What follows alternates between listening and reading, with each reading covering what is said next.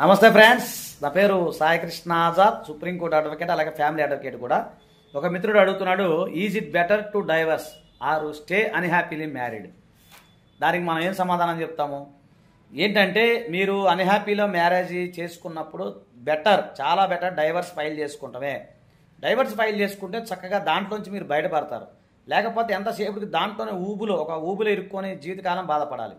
చాలామంది ఏంటంటే సమస్య వచ్చినప్పుడు సమస్యకి పరిష్కారం చూసుకోకుండా పారిపోతుంటారు. అలా చేయొద్దు, నా అడ్వైజ్ అయితే.